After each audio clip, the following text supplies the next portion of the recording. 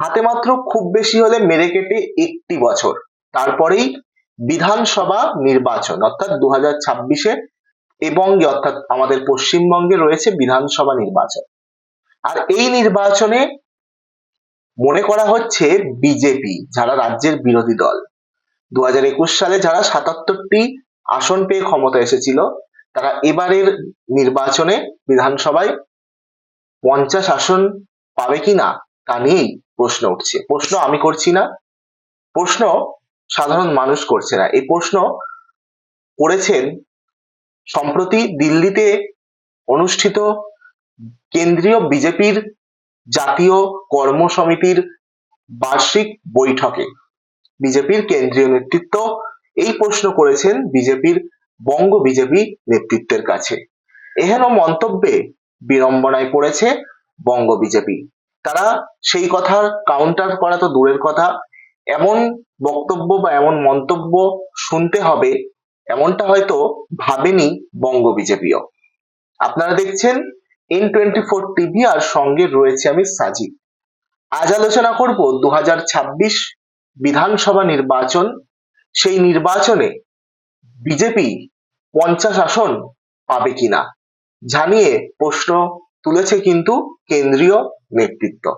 হাতে আর 1টি বছর, সামনেই 2026 বিধানসভা নির্বাচন।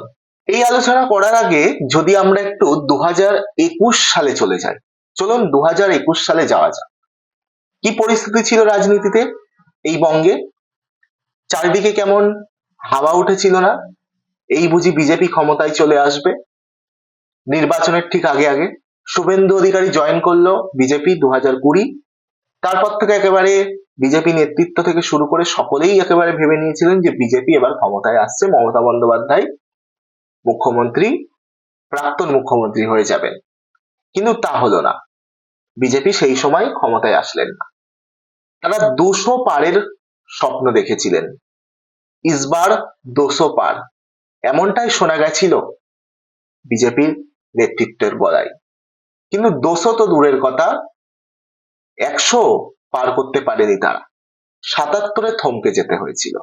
কিন্তু তার আগে 2019 সালের যে লোকসভা নির্বাচন, সেই নির্বাচনে তারা 18টি আসন পেয়েছিল। সেই 18 আসন পাওয়ার পরে তারা চরম উৎফুল্লতা এবং চরম খুশি যে 18 পেয়ে গেছি, 18 আসন, এরপরে 2021-এ আমরাই ক্ষমতায় আসছি। কিন্তু তা হয়নি। 2021-এর পরে যদি দেখি তাহলে 24-এর লোকসভা নির্বাচন ব্যাপক হার পেয়েছে বিজেপি, বড় ধাক্কা পেয়েছে। কেন? 2019-এ 18 আসনে জেতার পরেও 2024-এর যে লোকসভা নির্বাচন, সেই নির্বাচনে সেই 18 আসন তো দূরের কথা, আরো আসন খুইয়ে মোট আসনে ঠেকেছে 12টি আসন তারা পেয়েছে।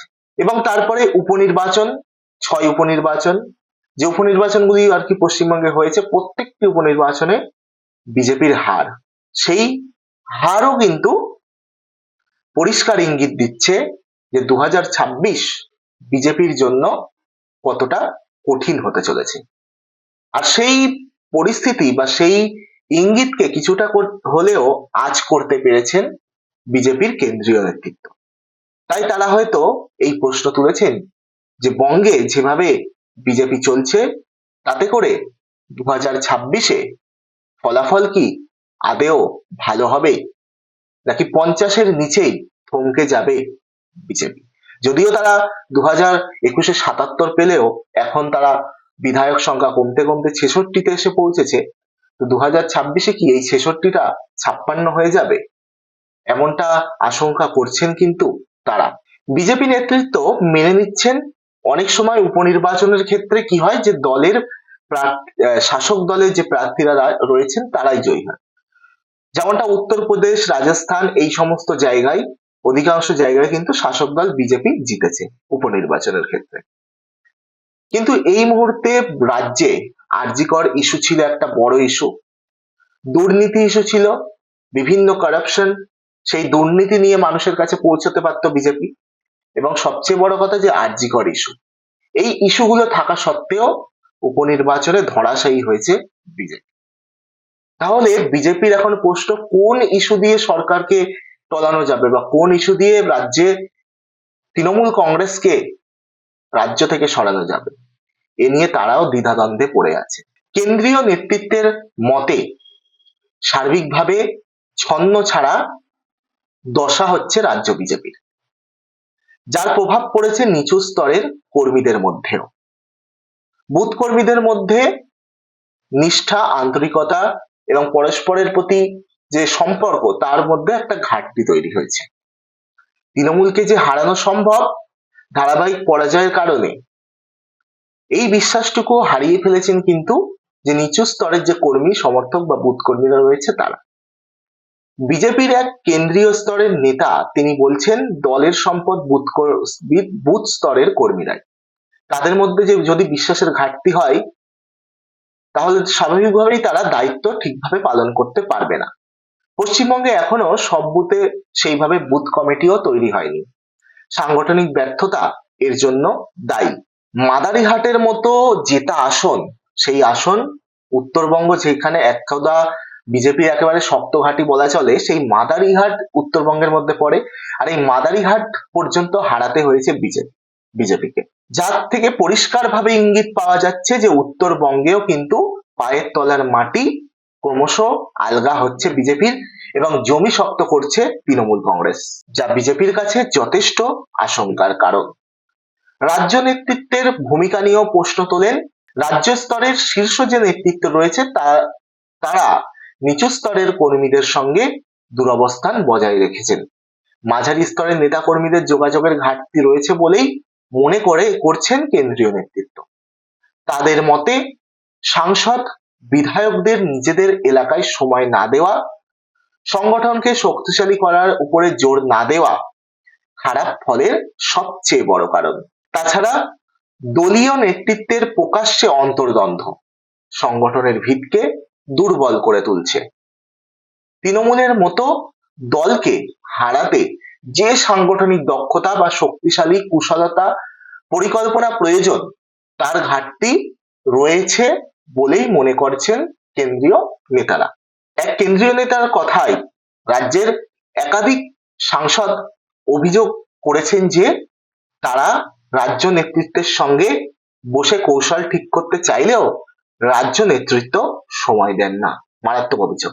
আবার রাজ্য নেতৃত্বের একাংশের মতে পশ্চিমবঙ্গের প্রশ্নে দলের শীর্ষ নেতৃত্ব যারা রয়েছেন, অর্থাৎ কেন্দ্রীয় নেতৃত্ব, তারা গা ছাড়া মনোভাব, অর্থাৎ কেন্দ্রীয় নেতৃত্ব বঙ্গ নেতৃত্বের উপর দোষ সারক, আবার বঙ্গ নেতৃত্ব কেন্দ্রীয় নেতৃত্বের উপর দোষ সারক।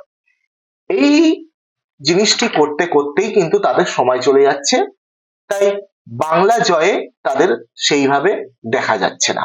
অতীতে অর্থাৎ 2021-এর আগে আমরা দেখেছিলাম যে কেন্দ্রীয় নেতৃত্ব থেকে শুরু করে অমিত শাহ, প্রধানমন্ত্রী নরেন্দ্র মোদী, আরো অনেকে, তারা এ বঙ্গে ছুটে ছুটে আসতেন, কার্যত ডেইলি প্যাসেঞ্জারি করতেন বলা যায়। সেই সময়ে একটা অনুকূল পরিস্থিতি ছিল এ রাজ্যে, বিজেপির দিকে হাওয়া অনেকটাই ছিল। ডেইলি প্যাসেঞ্জারি করার পরেও, বারবার ছুটে আসার পরেও ভালো ফল করা সম্ভব হয়নি। সেই কারণে দেখা যাচ্ছে এখন সেই উদ্যমতায় ঘাটতি পড়েছে। জনমানসে প্রশ্ন উঠছে, বিজেপি কেন্দ্রীয় নেতৃত্ব কি পশ্চিমবঙ্গে ক্ষমতা পরিবর্তন করতে আদেও চান, নাকি তৃণমূলের শাসনে পশ্চিমবঙ্গে হিন্দুদের দুর্দশার ছবি দেখিয়ে অন্য রাজ্যে মেরুকরণই কেন্দ্রীয় বিজেপির আসল লক্ষ্য? দলকে আরো অস্বস্তিতে ফেলছে বিরোধীদের মোদি দিদি সেটিং তত্ত্ব। বিশেষ করে দেখবেন বামফ্রন্ট, সিপিআইএম এর সমর্থক কর্মী তারা বলে থাকে, এটা কিন্তু অনেক সাধারণ মানুষও বলে থাকে যে মোদি দিদি সেটিং তত্ত্ব। বিভিন্ন দুর্নীতি মামলার তদন্তে সিবিআই, ইডির ভূমিকা নিয়েও সেই তত্ত্বকে আরো শক্তিশালী করেছে বলে রাজ্য নেতাদের বক্তব্য। ফলে দলেরই অনেকের মতে রাজ্য বিজেপির এখন যা ছন্নছাড়া দশা, তাতে আগের বিধানসভা যে ফলাফল অর্থাৎ 77 আসন, সেই ফলাফল ধরে রাখাই কিন্তু এখন বড় চ্যালেঞ্জ বঙ্গ বিজেপি থেকে শুরু করে কেন্দ্রীয় বিজেপি নেতৃত্বের কাছে। এখন দেখা যাক, আর মাত্র 1 বছর অনেক রাজনৈতিক বিশ্লেষক অনেকেই বলছেন যে এবারে 2026 বিধানসভা নির্বাচনে বিজেপি 250 আসন নিয়ে ক্ষমতায় আসবে। সেটা তো ভবিষ্যৎ বলবে কি হবে, কে কত আসন পাবে, সবটাই নজর থাকবে আমাদের বিজেপি কটি আসন পায় এবং তৃণমূল কংগ্রেস কটি আসন পেয়ে আবারও রাজ্যে ক্ষমতায় আসে, সবটাই নজর থাকবে আমাদের। এবং সাথে থাকুন আপনারা, দেখতে থাকুন আমাদের N24 টিভি।